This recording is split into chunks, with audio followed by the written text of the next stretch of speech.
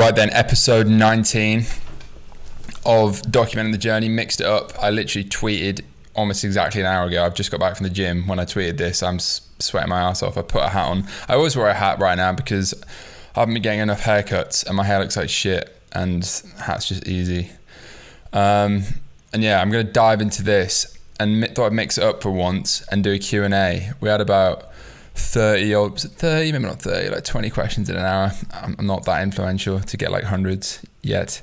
I thought I'd actually answer questions for once instead of just rambling, which is what I normally do. So I'm going to try and go through all of them. Don't know if I should like pick the best ones or if I literally go through all of them.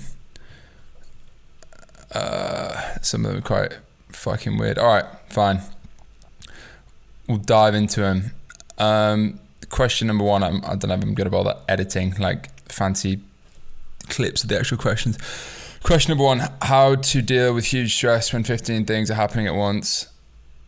This is at Connor Trains, asked this question. I don't fucking deal with it very well, is the answer, to be honest. I think I've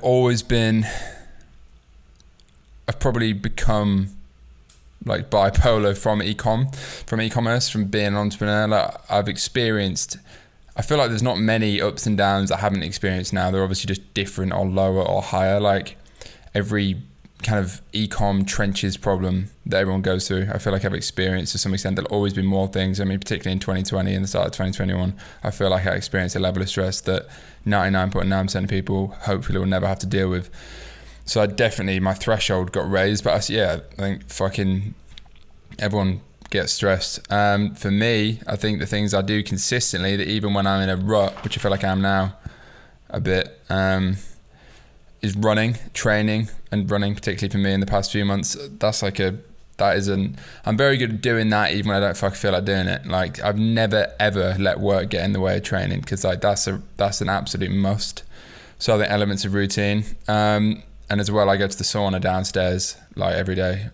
Fortunately enough, I live in a place that has a sauna and steam room and pool literally below the flat. So I just get in the lift, go down with Jack sometimes, in the lift in our towels and shit. And it's like a glass lift, so it probably looks very sus. But yeah, I think that helps me personally. But honestly, I'm not the best person to ask, because I still get pretty fucking stressed. But maybe being stressed is, yeah, I don't know. Maybe that's just part of the game for everyone. Another question. Fuck's sake, I feel like loads of them starting to come in now. Yeah, they are. Someone's just tweeting more, but he's too late. What's the next question? I don't know if I'm doing these in order or not. When starting out, how do you balance making money in any way you have to versus building the brand you want to build? Go watch the podcast for more in-depth answers on this shit, but I know what you're saying. And I think the answer is you don't balance it. When you're very much getting started, what you do has to be absolutely driven by, I just need to make some money. And that's what I did. I got into dropshipping. I had a clothing brand when I was like 18 that didn't know what the fuck I was doing, and I realized that wasn't going anywhere. And then I discovered Facebook ads and dropshipping in like 2016. Dropshipping ripped jeans at the time and made a bit of money doing that, and then went on to a bunch of other stuff. But I haven't been in the dropshipping game since the end of 2018, so it's been a long time. Focused on building brands since then, but I'd made money and I had a bit of experience before. So I think the short answer is you can't balance it really. You have to focus on getting some bread initially, and then you can maybe focus on stuff that's a bit more long term or like more creatively inspiring and shit. But yeah, that's how I started. That's how everyone has to start, I think. What are the main things to focus on as an ecom founder that have the biggest impact on revenue? I mean, I feel like that's a very broad question, but it's a valid question. It's a good question, and it's a question I ask myself a lot of the time. And ultimately, at this stage, it's probably quite a good example. I'm 5 months into scaling a D2C brand from scratch, and I think at the start, there's a lot more things you focus on. Like, you want to get the product right, you want to get the website right, you want the messaging to be right. And then when you get the proof of concept and, things are working, I think what you have to focus on is simply getting more customers. Well, I guess you've said, how do you get the biggest impact on revenue? And the biggest impact on that, I think, is driving more people to the website and ultimately ads. So honestly, for me, it's how can we spend more on ads profitably, or at least break even plus, do you know what I mean? So the biggest actual thing I've been working on the past few months is, what are the things that allow us to spend more on ads? All right, so like fundamentally, and the few things that do have an impact on that are ad creative massively. So didn't have a system properly built out for that. It was all right, but I massively revamped that. Obviously conversion rate on website makes a big difference. There's no point just spending more and more and more on ads. You need to actually get on return on ads so you can spend more. So obviously conversion rate affects that. And then, going on to different channels. So like TikTok ads weren't working that well. It's working better now. So that's a broad answer for me, how can we spend more on ads and get a good return? Because that is ultimately how you scale a D2C business, particularly in the start when you're like one channel fundamentally on Shopify. I want to save some of the more in-depth questions and go through some of the slightly quicker ones first. Fucking hell, this Don's asking bare questions. Right, I'm going to go through his questions at EcomGod1. Fucking hell, he's literally asking me questions right now as I'm recording this. This is too many questions, fella. I'm going to have to charge you for this consulting. Right, I'm going to run through this guy's questions. It's one of these anonymous accounts that has a picture of a blue Porsche with like one follower. At EcomGod1. The first question is kind of funny. Would you drop your full dropshipping strategy for everyone, mainly ad structure, store setup, blah, blah, blah? There's loads of BS in the space, as you know. Bro, I've not been in dropshipping since like the end of 2018. I literally feel unqualified to even comment on like dropshipping shit. It's kind of funny though, because he's asking like my store setup and like winning products. Honestly, I'm not qualified to comment on that anymore. The game's completely changed.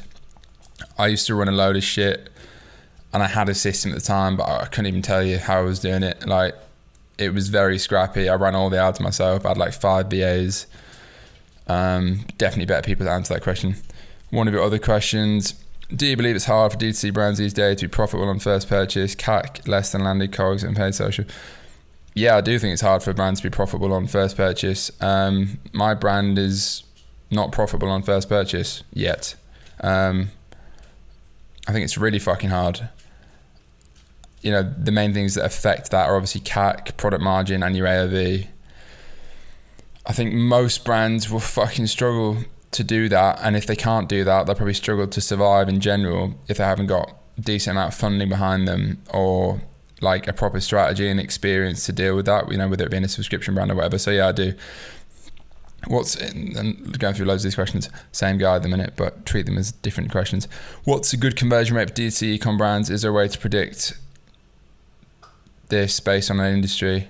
I think that's so fucking broad. My take on conversion rate, and this might be like a really bad take or whatever, but I know to tell you why I'm saying this, is conversion rate to me only matters when, but the only thing that's relevant to conversion rate in my opinion is yours going up when the other factors are staying the same.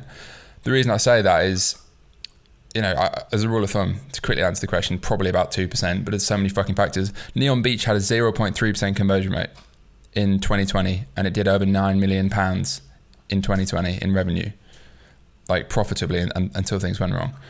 So my point is, the conversion rate was super low, but the strategy was like viral ads that went to a massive audience, and the CPMs of those ads worked, so that a 0.3% conversion rate with a £300 AOV worked. So I wasn't bothered that it wasn't 2%. It didn't matter, because the numbers and the unit economics worked at a 0.3% conversion rate, and I wasn't that bothered about traffic quality because I wanted the ads to be viral, because that was part of the reason it worked. Like, people would comment their friends' ats on their fucking ads and shit. So yeah, I don't think you can really say what a good one in general is. If you were starting a brand from scratch, what would you do to start spending £1,000 per day on paid media and being profitable? What does that look like and the time frame? No initial financial backing, by the way, starting from literally an idea and 2K. I mean, fucking hell. I think firstly, that's very hard to do. Secondly, if you are going to do that, you should definitely be dropshipping, obviously, especially if you're starting with 1 or 2K. It's impossible not to be dropshipping. And if I was doing that right now, yeah, I'd make a general store. I would test a fuckload of different products and a fuckload of ads, and I'd probably do it a mix between Instagram and TikTok ads, broadly speaking. The specifics of how to do that with dropshipping right now, probably go and watch someone on YouTube that will probably tell you everything in detail for free, but that is genuinely how I'd do it. Next question, how are you getting 100% attribution post iOS 14, blah, blah, blah, what's the secret? Firstly, I don't think anyone's getting 100% attribution. Secondly, though, the agency I work with, who I've plugged many times, probably too many times, because I'd rather they focus on my account rather than new clients. We use something called Elevar, which is like, I don't even know, to be honest. I haven't done my own media buying for well over like a year and a bit, nearly 2 years. I spent millions on ads myself, but I haven't done it myself for years. So I'm honestly not qualified. But yeah, we use Elevar, which is like some fancy tracking software thing, basically. So apparently that helps. But like, honestly, I don't even look in the ad accounts anymore. Like, I'm very much out of that. I just trust the agency to do it. Fucking hell, there's loads more questions coming in as I'm recording this. It's the same fucking guy asking all these questions. At Ecom God 1, you need to let other people have some questions. I don't even know what half the shit he's asking. What's a realistic NPM? Oh, net product margin. Yeah, that's what. Okay, that's a good question. What's a realistic net profit margin for a D2C brand? Lean start and at scale. Yeah, good question, because I think there's so much bullshit that goes around about gurus and stuff, you know, preaching like 40% net margins, and granted, Hero Cosmetics just sold for like 600 mil doing 40% margins. I think it's a general rule of thumb, and this is in my experience and many brand owners that I know that are doing numbers experience, and these are real businesses that, you know, actually have a team, they're paying taxes, etc., which, trust me, a lot of people on Twitter don't even account for. I would say 10% as a general rule of thumb. That I've always shot for that. You know, at higher scale it is harder, so I think you can do more than that at lower scale. But say you get into $1 million a month revenue, or just call it 10 million a year run rate, you know, 10% net profit margin would be £1 million a year, which obviously £1 million EBITDA is very fucking good, and very, very, very hard to actually do, by the way.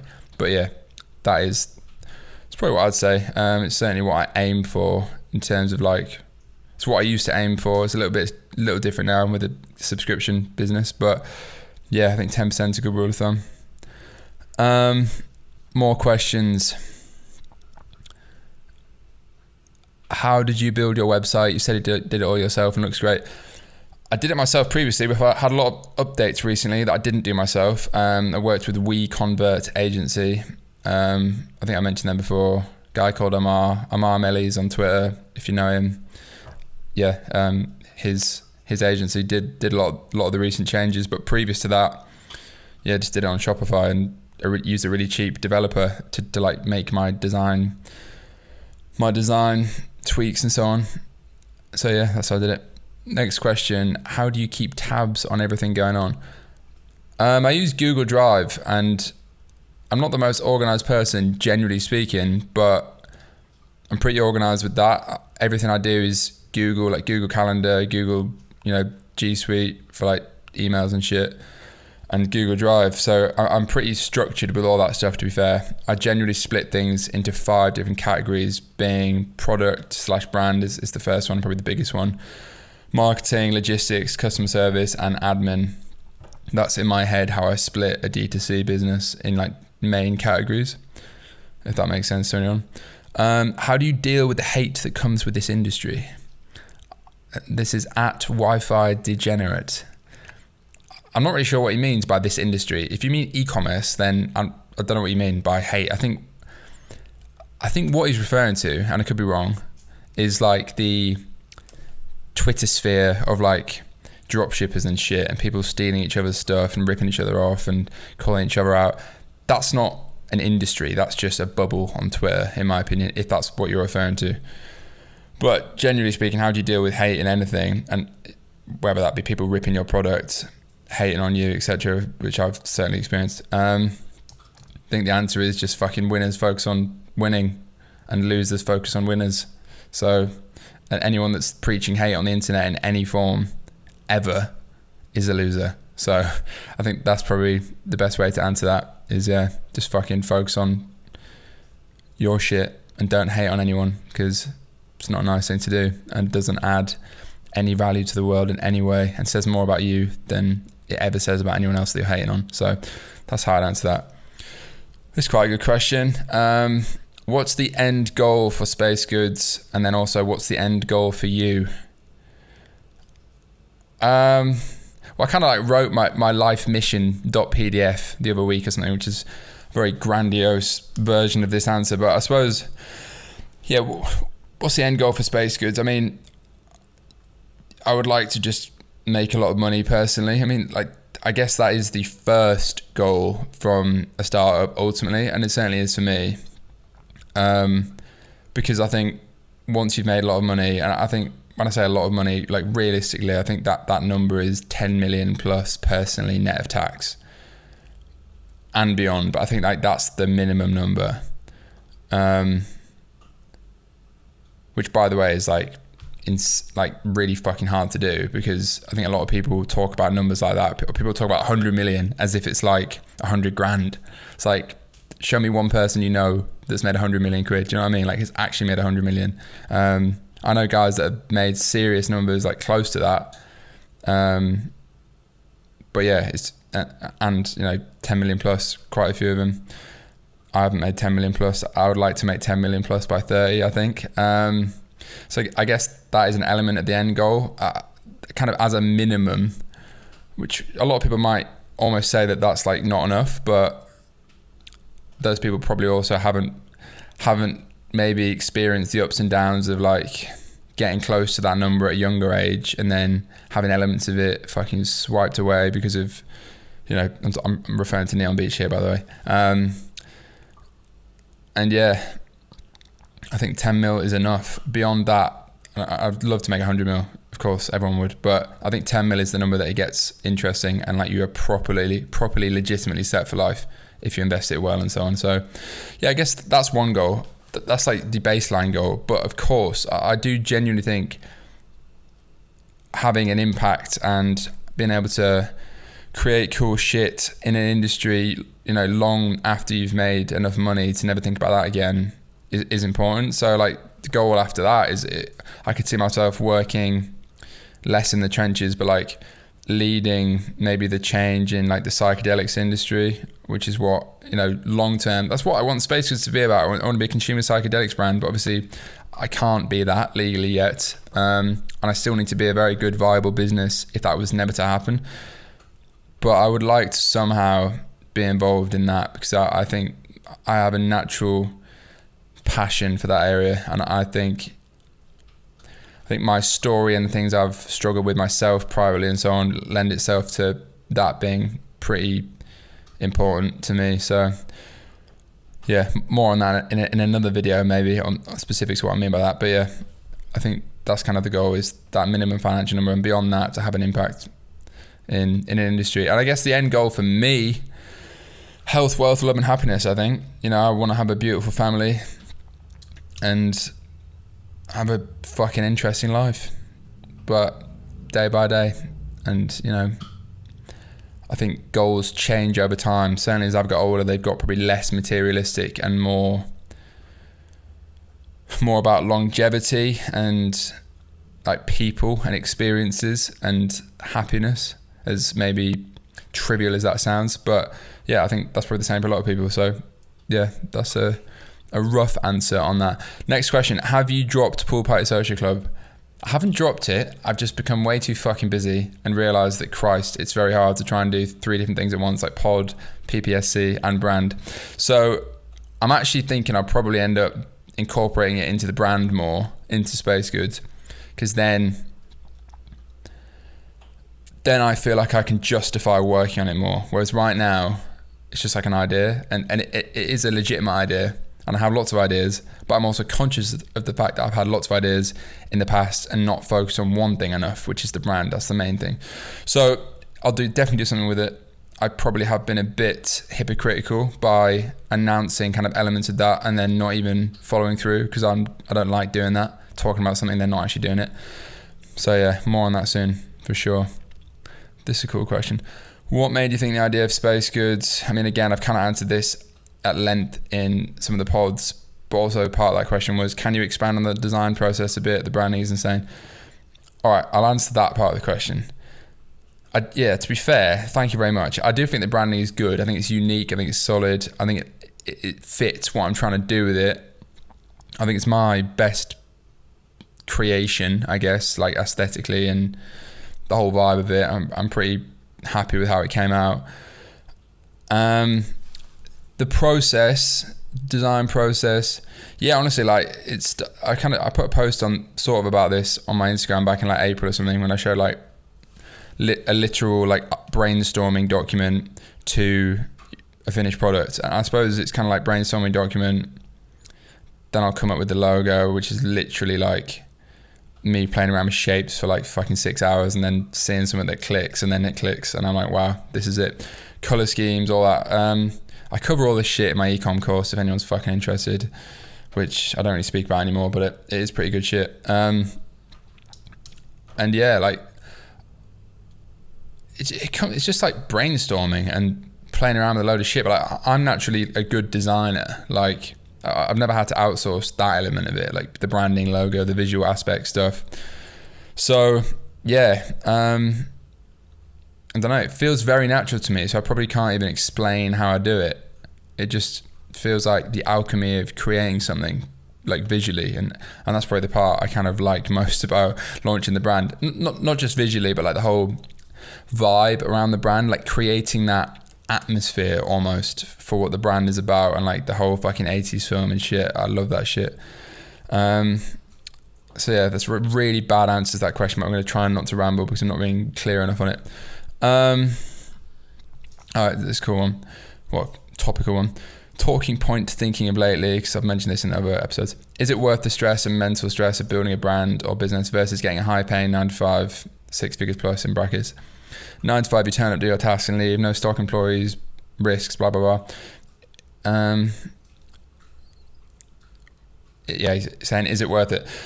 I mean, I feel like I've confused some people with some of the stuff I've spoken about stress. I would rather jump off a cliff than ever, and I don't mean this because I'm not saying I disrespect anyone that has a fucking job. It's just not for me. Like, I've never done it. I've always absolutely wanted to like live and die by the sword almost, if that's even the correct saying. Like, and what I mean by that is that I've never, since I was 10 years old, I knew I wanted to do my own thing, and I've always done my own thing, and I've continued doing my own thing, even when it's gone well and badly and in between. So for me, you couldn't pay me £10 million a year to sit in a cubicle. I mean, maybe you fucking could for a year, to be fair. But in principle, it's not about the money in that respect. It's honestly more about the alchemy of entrepreneurship, which a lot of people might say is bullshit, but it's about knowing that you're creating something, knowing that it's yours. And yeah, there's a lot more stress, and certainly on paper, there's a lot of things I'm envious of people that have more normal jobs of. I'm envious of elements of their lives and how it maybe is a lot less stressful, and you can turn off when you go home, but it's just not for me. And I think if you're a real entrepreneur, not that that's any better or worse than someone that isn't, but you have to know yourself. And if you are genuinely an entrepreneur, I think you'll completely relate to what I'm saying. And I just couldn't do anything else. So yeah, for me, it's not even a question. Fucking hell, there's quite a lot of new questions coming in. This is quite a good one. I feel like I will... How long have I been going? Oh shit, 23 minutes. Right, I'll do this as the last question for now, because it's quite an in-depth one. From Lewis Thompson. Would you be able to give some info about the investments you've had into the brand? I'm in the process of starting a brand and thinking about taking on investment to help with initial growth. Advantages, disadvantages would be nice to hear, and how they're involved, etc. Right, fucking hell. I could go on about this process for a long time. I will try and make it concise and factual. So I think to start with, for context, I had never had investment ever prior to Space Goods, and I'd bootstrapped everything from literally like 50 quid to, including the dropshipping days, I'd done well over 20 million quid in revenue, like more actually, probably like 25 over like 4 years. Yeah. And then and I always owned the whole thing, and never felt like I had that much of a formal business structure, which certainly in 2020 at the scale everything was at, I, in hindsight, think that's what would have maybe prevented things going as wrong as they did, was if I'd had backing from more experienced people. So then going into space goods, first point on that is, it wasn't about the money entirely. And what I mean by that is I could have funded it myself. It wasn't like, oh, I need to get money off other people to start the business, because that wasn't the case. But it was a conscious decision of, all right, firstly, I've got a great network. I've built this network up over the years. Secondly, I've got experience from other brands, and I've realized that what was missing was sharing the responsibility and having experienced people on side. And also, it made sense for me because it felt like a win-win. So I'm trying not to ramble because there's so many thoughts going through my head right now on this, and how to answer that question. So for me, so again, to give some context, and my situation in terms of raising money is very different to probably most people, particularly if you're starting out in something new. I think it'd be very, very, very fucking hard to go out and raise money to any level, particularly to the level I did, which is quite a lot, I guess. Especially for like pre-revenue ecom brand. Like, I had a great network, which is something I've built up consciously. It's not like I was fucking born with it, which, it wasn't family or anything that invested in my business. Like my family don't have any fucking money to invest in the business, certainly my parents. So I'd built up a great network. That's the first point. So I had access to a lot of people that could invest or could intro me to people and so on. Secondly, I'd proven myself over the years prior. So like people knew that I wasn't retarded and I was capable and I'd done stuff.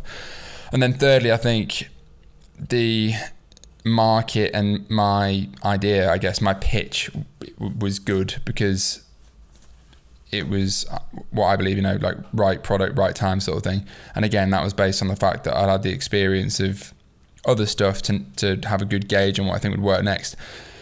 So yeah, I think most people would find it a lot harder to go out and raise money if they were doing that. But of course, everyone's situation is different. So that, having said that, the actual process of raising money, and I'm not a fucking expert on this, so I've become a lot more clued up, of course, but I'm not claiming to be an expert. So this is just my experience.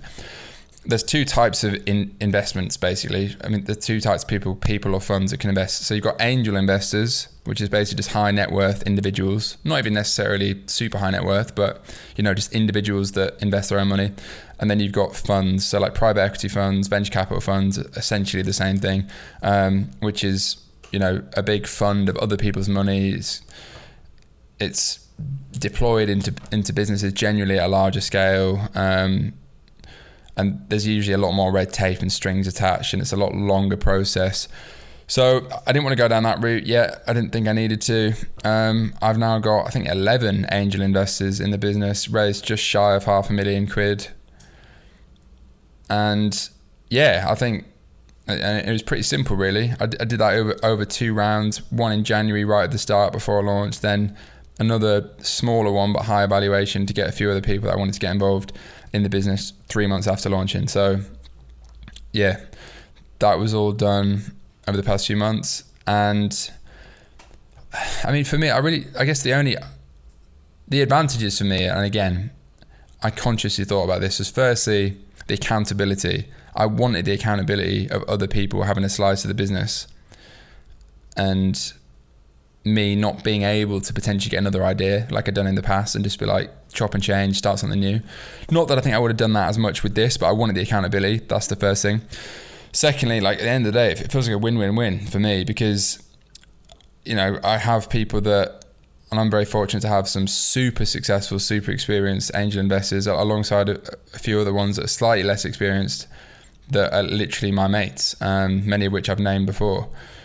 And they all ultimately add something and bring something to the table. So that's great. And I guess beyond that as well, like kind of in the roadmap to the sort of business I want to build, getting some initial fundraising under the belt, particularly at the start with angels, will definitely make raising much larger amounts of money, say like millions from a fund in a year, 18 months, 2 years time, easier, because I've got a track record of certain people that have invested. It's all already happened. I've been through that process, or I've already got a cap table that looks a certain way, etc., etc. So that was something else I wanted to bear in mind, because I want to go down the route of potentially doing a deal in a few years time with major venture capitalists raising like 20 million quid and fucking taking this to like the next level, if that's what I choose to do, and if that makes sense. So that was another thing. In terms of how they're involved, like most of them aren't that involved at all. Like I have a group chat where I send a monthly update, and I don't have to do that. I just choose to do that. And I think that's the right thing to do to keep myself accountable, keep everyone transparently in the loop, which I would want if I was investing. And yeah, some of them I have a weekly call with one of them who's kind of like, I guess, my mentor in a way. And then I have a monthly call with a few others, and we just go through what's going on. And it keeps the pressure on me. They can input, they can have value, and yeah, it's good. And ultimately, yeah, like I don't really see any downsides, other than I guess technically I don't own 100% of the business, but I still own over 3/4 of the business. So yeah, that was probably a long answer to that question, and I really feel like I could go on forever about the whole investment thing and so on, but yeah, hopefully that answers the question. This was a long episode actually, like nearly fucking over half an hour. I had way more questions that I'm not going to answer, because this would just become like a full podcast episode. But yeah, hopefully that was interesting. Just on the pod in general then, if you've watched this fucking far, I have not felt like myself, to be honest, in like the past month. I don't know what's happened. I when I say not like myself, I just feel like I've, not to be dramatic, but I feel like I'd lost my confidence in terms of like doing podcasts and shit. I don't know, like the trenches are making me evil or some shit. I don't know. I said to one of my mates, I feel like I've just like lost my personality a bit, which maybe doesn't seem the case on this video or whatever. But like, I don't know. Partly that, I think maybe in my head I've just like stressed myself out thinking, if I'm doing the pod, I'm not working on the business. And I do feel quite stressed right now about the business, because there has been a lot of challenges, as there always will be. Many of which I probably haven't mentioned on the YouTube as well. And yeah, I've kind of gotten this dilemma, because I know I started like season 2 of like, I enjoy doing it. I want to do it as well as the business. I can do both things, of course. But then I keep defaulting back to, like it's a lot of work. And then stuff like this gets more views and engagement than a 2-hour pod that took 4 hours to fucking film and edit and so on. Do you know what I mean? And like, obviously I'm paying people to edit it and so on, and then these get more views. So yeah, there's a few things that are just throwing me off with that. And part of me really wants to do it and make it fucking massive, and the other part of me wants to like delete the channel and never show my face on the internet again. That's just the truth. And it depends probably what time of day you ask me and what's going on in the business, because probably like a lot of entrepreneurs and founders, I feel like my personality and self-esteem is quite literally defined by how well the day has gone. Like not even just the week or month, how well the fucking day has gone. And that's just how it is. And again, in the interest of being transparent, yeah, I guess some shit's been stressing me out, and it like throws me off the desire to get deep into a pod and spend 2 hours speaking to someone about their story when I feel like I've got my own problems to fix. So that's honestly just what's been going on. But I'm definitely going to do a few more. Like I know there's some highly requested episodes with certain people, and they're definitely coming soon. But yeah, I think I need to get my creative mojo back, because I honestly feel like I've lost it a little bit, which is probably very normal, and no one speaks about that shit that much. But I'm speaking about it because it's how I feel. But yeah, hopefully that episode was interesting. Didn't really speak about the brand that much. Still a lot going on, of course. Yeah, interested in doing a Q&A. Maybe we'll do another one next week, or let me know what you want to see, and see you in the next episode. Cheers for watching. Peace.